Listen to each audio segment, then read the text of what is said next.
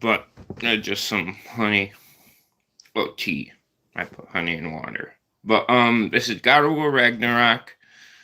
No, this is Synthetic Man. Sorry, God of War Ragnarok. It's not a masterpiece. We're gonna watch half of it, then we're gonna watch half of it later.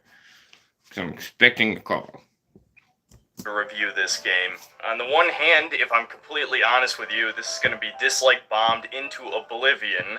On the other hand, if I oversell some of the game's positives, I'm going to look like a liar. Why, just review it honestly. Especially to anybody who watched my streams. So I pretty much lose either way, but at the end of the day, I would rather be as honest as humanly possible. It's pretty much the only policy I've stuck to since the start of my channel. So I've come to terms with the fact that this will likely be one of the most disliked videos I'll ever make in my likely short career on YouTube. The worst thing a video game can be is boring, and Ragnarok is one of the... I don't agree with that. The worst thing a video game can be is inconsistent and disrespectful to the lore. Most boring games I've ever played. Half of this game is either watching... I don't agree that God of War Ragnarok is boring, and that's very subjective. I don't think it's boring. A cutscene, walking in a straight line, or engaging in one of the game's many hidden loading screens, whether that be rowing a boat, riding a giant yak, climbing a wall, shit we've seen 1,000 times. What do you mean by hidden loading screens? You have to go through the world. Would you expect to teleport everywhere? There has to be a sense of scale. Everything can't be next to each other. And it gets old. This game does not respect your time. He's showing a clip of... He's showing a clip of a flashback of Faye and Kratos talking. And he's saying, this is a waste of our time. I don't agree. This is story. This is character happening. That's not a waste of time. And I already know, just based off of these criticisms, you already think I hate this game and have no credibility left. Or maybe you thought that a long time ago. I mean, I haven't seen your video yet, but based on what you already said, you got a lot wrong. But I promise you that I am absolutely trying to make my review of this game as fair as possible, despite the fact I despise all of the movie games that Sony's been making for like a decade at this point. They definitely have a lot of good aspects. What's a movie game? To them, and this game is no exception. So let's just start off with the best part of the game, that being obviously the combat. Now I remember... I usually hear a story at the best part of the game, although I do like the combat. Back when God of War 2018 came out, that it was pretty controversial, this change in direction. The biggest change obviously being the over-the-shoulder camera, which is still annoying even in this game, honestly. But you do get used to it eventually, and I would personally recommend you turn up the sensitivity on the camera so you can turn around faster, especially... Oh yeah, that's some good advice. Since this game has very generous auto-aim. As for the main combat mechanics themselves, I'd say they're pretty fun. I thought they were fun in the last game too. It does take a while to get going. For some reason, they pulled a Metroid with this game, and Kratos just mysteriously has lost almost all of his abilities and gear from the last game. And so that's explained in the game. I mean, whether if you like the explanation or not, it's explained why Kratos doesn't have his upgrades, because of Fimbulwinter, and because they used up armor. So the game kind of feels afraid to give you all of the combat mechanics until about 10 hours in, which makes those early I don't know if it's afraid, but it's definitely teaching you the mechanics as you go through the game. Encounters. If it gives you everything at once, you're going to be overwhelmed. A bit more boring. It doesn't help that I was playing it on hard mode, which I'll save that for the end, since I'm being positive at the moment. I'd say the combat ultimately... Are you being positive? ...feels mostly satisfying. Juggling enemies in the air is fun, just like it was in the original games. Runic attacks feel pretty powerful, and the fact that they just use a cooldown instead of some kind of magic meter is honestly more fun to me personally, because... I agree with that. I think it's more fun personally. then you can use them pretty much every encounter and don't have to rely on magic chests. Kratos also just has a pretty wide range of actions that you can do. On top of having light and heavy attacks and the runic attacks, you can throw the Leviathan axe, you can use the blades to...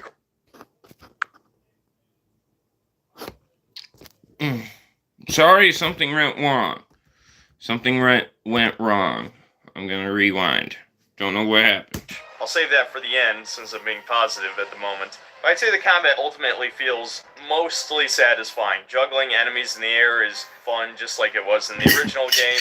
Runic attacks feel pretty powerful, and the fact that they just use a cooldown instead of some kind of magic meter is honestly more fun to me personally. I agree with that. I think it's more fun. Because then you can use them pretty much every encounter and don't have to rely on magic chests. Kratos also just has a pretty wide range of actions that you can do. On top of having light and heavy attacks and the runic attacks, you can throw the Leviathan axe, you can use the blades to grab people and pull them to you, or pull yourself to them. You can buff the blades and axe with their corresponding element. There's also a meter you can build up by hitting enemies without getting hit yourself that once is full allows you to buff one of your weapons and make all their attacks like twice as powerful, which really feels satisfying and rewarding. Obviously there's also blocking, dodging, parrying. Now I will say the parry feels pretty weak until your starting shield gets repaired and then you actually get invincibility frames on the riposte. It just depends on what shield you're using, honestly. But before that point, I was very disappointed in the parry. Against mini bosses and bosses, you would actually have to parry them multiple times in the same combo just to stop the onslaught. Yeah, you think if you parry someone, they're just gonna stop attacking you forever? No. Which was honestly infuriating, but I promise I would stay positive. So, you also have a partner character. In the first game, Atreus would shoot arrows on command. I think he also had a runic summon, but I don't quite remember.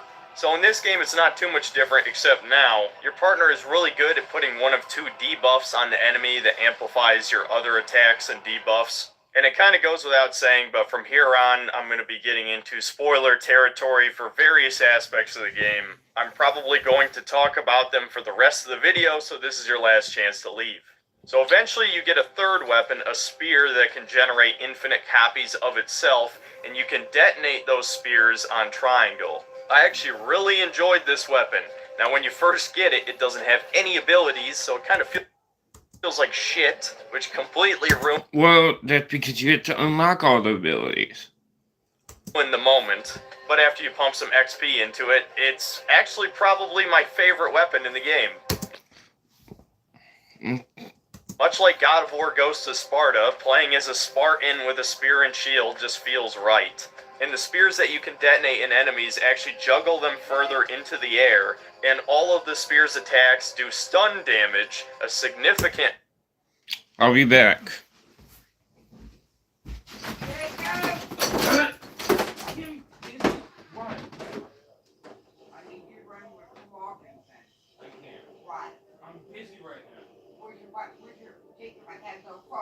I know, I will pee. What are you doing? Live streaming. 30 minutes. Fine. Why?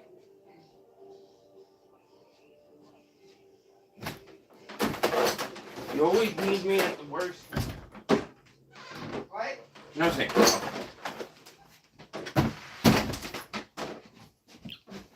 Sorry about that.